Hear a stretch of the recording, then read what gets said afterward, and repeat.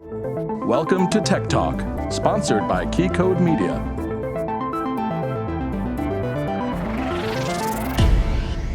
Film isn't dead. So says several A-list directors and Blackmagic Design. That's why way back in July of 2012, Blackmagic acquired Cintel, including their line of telecines and associated software. And now, Blackmagic has introduced the revamped Cintel Scanner. The Blackmagic Cintel Film Scanner is very simple in principle. You scan your 16 and 35mm films, including prints, negatives, inner positives, and inner negatives, into a media format that can retain a majority of the quality found on the prints. This has always been possible by a third-party facility, but it's always carried a steep per-foot cost. Tech Talk was able to head to the Blackmagic facility in Burbank, California, and test drive the unit. Let's see how that went. We're here at the Blackmagic Design facility here in Burbank, California to take a look at the new Cintel scanner.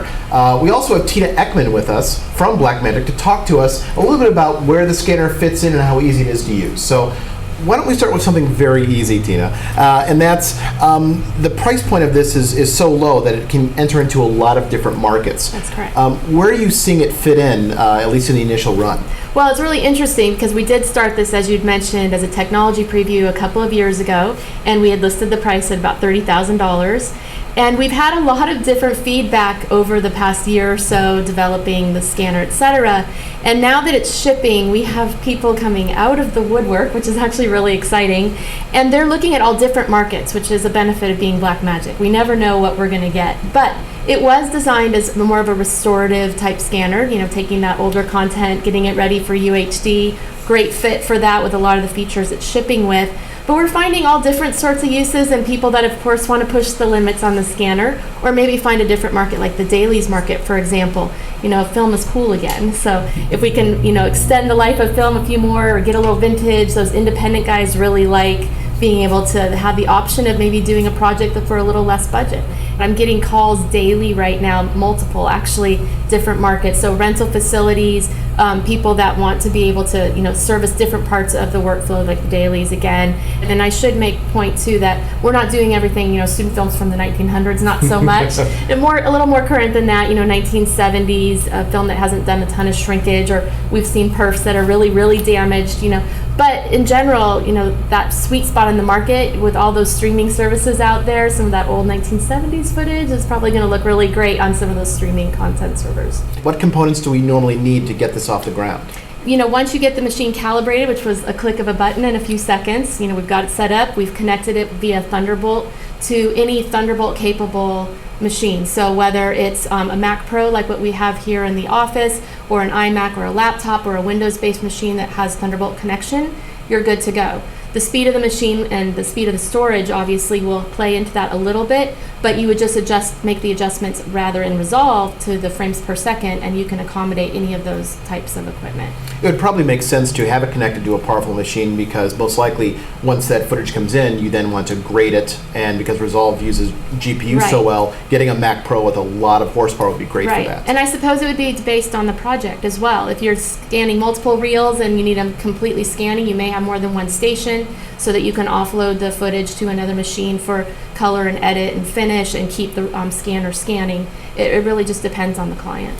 So what I'd like to do now is if perhaps we can start running some film through here, and perhaps you can show us the controls. I understand there's only a handful of controls that the user may have to intervene and use. So if you could show us that, that'd be fantastic. Okay, so some of the features actually on the scanner itself that you need to be concerned about are, first of all, this dial up here on the housing is the manual focus knob, so you can make adjustments to your focus. And then we have our typical transport knobs that you would see down here, or buttons rather. Rewind, step back, stop, play, step forward, fast forward. And we have the other button here that's load. So at the beginning when you're setting your film, you press the load button and you'll see the tension adjusting on the scanner itself. Once the scanner is ready, then you can move over to Resolve. With that said, you're not going to see any of the controls in Resolve as a regular user unless you've attached a scanner to it. And in order to get to the controls, you would simply come to the media page and click on Capture, and you'll see that the user interface adjusts accordingly. Certain things have happened before we've set everything up, like calibrate, for example. Once we've connected the machine, we calibrated it. But here you can make adjustments for the film type, positive, negative, inner positive, inner negative. You can adjust for the film type, 16 millimeter, and options for 35 millimeter with 2 perf, 3 perf, or 4 perf. If you need to adjust for the perfs, you actually have plus or minus adjustments, very simple to use, as well as frame adjustments. Depending on the machine and your storage, you may want to adjust the scan speed to go 24 or even down to 1, depending on your machine. Also, before we set anything up, we have the feed A and the take up A or B as well. So in this case, we're using A. You'll next see the light source area, and this is actually quite cool. If you know what you're doing, you can mess with the colors yourself, but you can get started very quickly by hitting auto black, and you'll see a nice improvement. The next section down is image stabilization. Of course, we have an automatic checkbox, or you can make adjustments horizontally and vertically yourself. Film protection gives you a little bit more controls over the acceleration and the shutter speed, and below that is all the metadata. If we were going to capture a clip, a couple things that need to happen is that we would set an in and out point up here in the upper left corner, which we've already done. We would also find the appropriate folder. So you can see we've set up a folder here for digital production buzz. Click OK. And then down below, we simply hit capture clip. So you can completely control the scanner from Resolve and get a beautiful image. Simple as that. Thanks to Tina Eckman and the entire Blackmagic team, we have a ton of tech info to share with you. As we saw, the scanner comes equipped with a Thunderbolt 2 port so you can attach it to your computer, Mac or Windows, and using another Blackmagic acquisition, DaVinci Resolve, so you can then clean up and color grade the scanned film. The scanner also has an HDMI output. This allows you to preview your scanned film. I stress though that this is only for preview, as the port is only HDMI 1.4 and with only 422 color subsampling. Also, the HDMI port has no user controls. It displays whatever the monitor can handle. They simply handshake via HDMI. So, if you have a UHD monitor, the scanner will display UHD, and the same goes for HD as well. Many folks have asked about resolution. Will the unit retain the image fidelity of my original film? And that's a valid question. The scanner has a native resolution of 4096 by 3072, which is a 4:3 aspect ratio, creating 12.6 megapixels. This is great because the effective resolution, for example, for 35mm is 3840 by 2880. Super 16 is only 1903 by 1143. The scan also records the perfs as well, so you will need to crop them out in post. I've had many discussions on what codecs the scanner encodes to. More DI-based codecs like Cineform would be an obvious choice, as well as more edit-friendly codecs like ProRes or Avid's DNX flavors.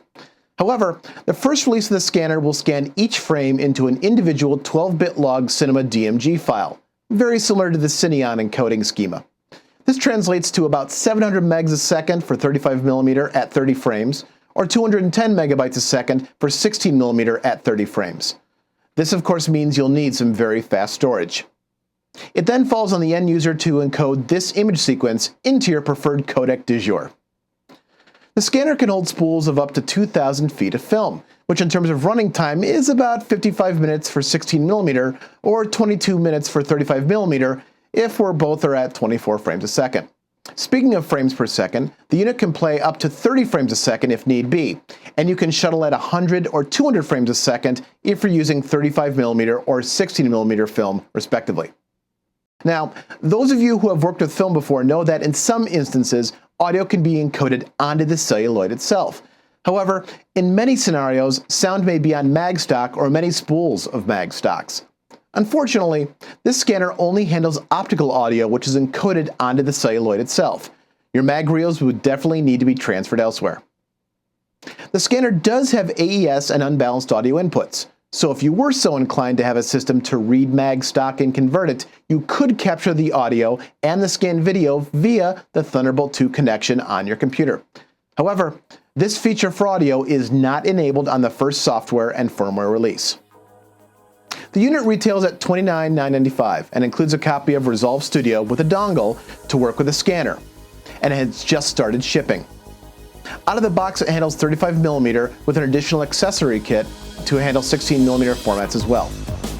So, if you're like me, you're going to break out all of those student indie and home movies and start getting them transferred. Or maybe we should just go back to shooting film. What do you think? I'm Michael Kammes with KeyCodeMedia.